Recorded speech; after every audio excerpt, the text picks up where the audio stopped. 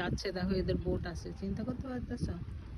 আমরা এই যে ফকির বসে রয়েছে এখানটায়, আমি দেখতে যাচ্ছি যে ওর কোনটা ওই বোর্ডটা, ওই 3 মিলিয়নের বোর্ড নাকি কোন বোর্ড।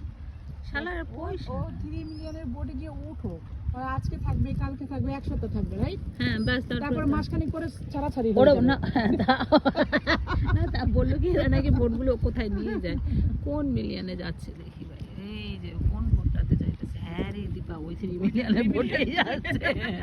চল ওই দিকটা হাঁটতে যাবো, এখানে কয়েকটা ফটো তুলে দিই দাঁড়া। হ্যাঁ ওই যেটা না, ওই সেলেরটাতে যাচ্ছে। Sell sell. এই ফেসবুক মামা, আজকে যে আমি লাইভটা করলাম, এই লাইভটা আমাকে ভাইরাল করে দাও, আমি ওই যে ওইটা কিনবো।